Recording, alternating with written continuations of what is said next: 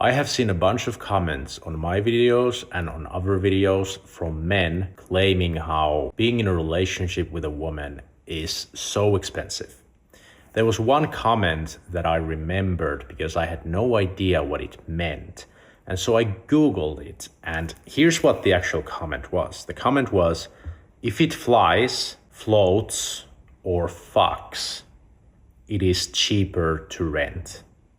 And apparently it means a plane or a boat or a prostitute is cheaper to rent than, I suppose, getting married or getting together with a woman. And the comment was so weird to me, I didn't understand it, but apparently it's some kind of an old joke. And the point is that anything is cheaper than being with a woman. And I never really understood these comments. So I wanted to talk about this topic a little bit with you guys, and let me know in the comments below, what is your experience? Have you spent a ton of money on women?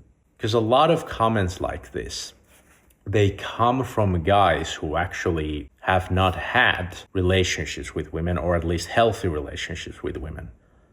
It's more like you just listen to guys online say these things, and then because you keep listening in that echo chamber, or you dig into that rabbit hole, you start to believe it's applicable to everything and everyone.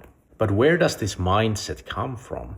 Well, I think it comes from dating, because it is true that if you want to find a relationship, you usually have to date people. And when you date women as a man, you are expected to pay for the date. There are some exceptions for this. Sometimes I suppose it can work that the man doesn't pay, but most of the time you should just pay because that's the way it is. I know somebody who was single for a very long time, and then he started dating because he really wanted to get into a relationship after everything, after all those years of being single. And he spent a lot of money on those dates to find a girlfriend. He paid for all of them. He took multiple women on dates. So basically those women got free dinner, and he got rejected multiple times until finally he found somebody who was a good fit for him. So I understand in the context of dating why people would say this thing, but there's an obvious problem when you say something like what I just told you. If it flies, if it floats, or if it fucks. That is obvious objectification, and that is obvious generalization. And I do understand there is a world out there. And I do understand that there is a world out there where you have wealthy men with a lot of influence, a lot of power, and then there are gold digger women who go after the power and money that those men have. So there is this kind of a fringe world where I suppose everything is very transactional. But I feel like the problem is that because of the internet, because we have ordinary people who do not live in that world. Like, I live in a small country, and I've always lived in small towns. I've always had a very normal, ordinary life. I wouldn't have been exposed to that world if it wasn't for the internet. And why is it a problem? Well, it's a problem because sometimes it radicalizes people. Normal young guys become red-pilled. They think they see the truth, they think they know the truth, when in reality they are actually delusional. And it is quite ironic and sad. But in the world and in the realm of us ordinary people who are not rich, are not wealthy, just go to work every day and want to live a relatively normal life, or are forced to live a relatively normal life, is it true for us that anything and everything would be cheaper than having a woman, having a girlfriend, having a wife? And does it matter? What is money even for? What is the value of money? Here's what I mean. If I was single during the last about 2.5 years, I would have saved a lot more money. But because I've been in a relationship, I have spent a lot more money. Here's the thing though, in my case, the amount of money I would have saved would not have made me rich. It would not have made me financially independent. It would not have changed my life in any major way. I am not sure, to be honest, what I would have done with the money I would have saved, other than it would be an extra safety net that I would have financially. So then, what have I gained for that money? If we want to think about this from that purely transactional perspective, I don't think it's healthy, but just for the sake of it, let's think about this from a transactional perspective. I have mostly paid for shared experiences: food, drinks, events, travel, and that's pretty much it. Yeah, sure, a few times I've bought her flowers, but that's pretty much it. I haven't really bought her things because she doesn't really care about that. And that's the difference between the wealthy people who get approached by gold diggers who are literally, actually, genuinely after their money. I have spent money together so that we can have experiences together that I also enjoy. We both enjoy the things that the money has gotten us, which is literally just experiences.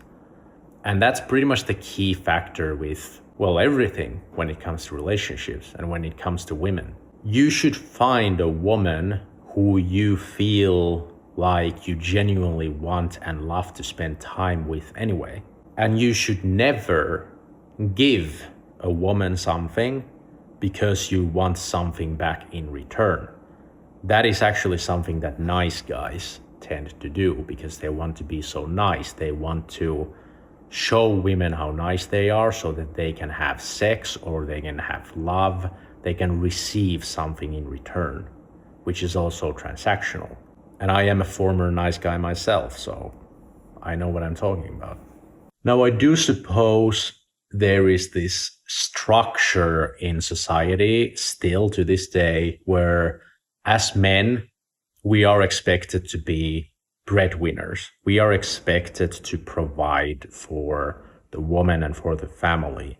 And now there is this problem that a lot of women are kind of turning into men in a sense because they have their own careers and they make their own money. And that is both a blessing and a curse. It is great that when a woman wants to make her own money, she can make her own money. But it is a curse in the sense that for some reason, we still expect men to make more money. So now we have successful financially and successful in their careers women who then still somehow oftentimes want and expect the man to make more money than they do. And that puts men in a pretty tricky spot. I guess it is this sort of collision between the old world and the new world, and we have to find and strike a balance somewhere in the middle. But for me personally, I don't mind being the breadwinner. I really don't, because I love the feeling of being able to provide, a home for my girlfriend, for example, and to take her to places and have those experiences together. I would never buy her a bunch of physical things just because I think it's going to make her happy. Like, that is something I would never do. Yet I know that is something that happens a lot in, the world of the wealthy, as I said before. Like, there's this guy, this famous powerlifter, Larry Wheels. And I remember seeing somewhere that his wife spends like $50,000 every month. Apparently his money.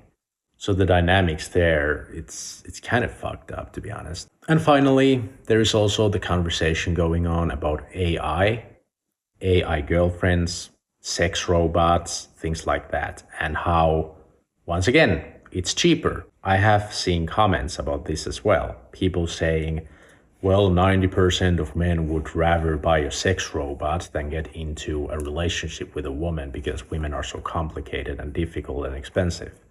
And it's like, yeah, that sex robot is probably gonna be such a fantastic emotional support. And it's gonna be so much fun to travel with a sex robot. Sure, I'm sure it's gonna be a fantastic experience of having a freaking sex robot that you can't do anything else with than stick your dick in it. Like, yeah, sure. Keep telling yourself that. Keep telling yourself that it's the same thing somehow. But anyway, a lot of these things is just people are so detached from reality, I suppose. Anyway, I just started watching the documentary Inside the Manosphere, and I have to make videos about that once I finish the documentary. I've watched like half hour of the first episode, and it is so fascinating, dude. It's closely related to what I just talked about in this video, so it only makes sense to continue with that next week. So stay tuned and leave a like for this video if you enjoyed it to, help my channel out and boost the algorithm. And of course, consider subscribing if you want to hear, opinions of an ordinary dude like me who was kind of into that red pill stuff in the past. I was really into the men going their own way stuff, etc. But now I kind of got myself back, the natural, real me that I always was before I was exposed to too much internet. And that's why I try to make these balanced takes. And that's why it's going to be fascinating to talk about the documentary, because that one has some really extreme red pill people in it. But there's truth to even what those crazy people say. So anyway, I will see you in the next week. Thanks for watching this one, and have a great day. Bye bye.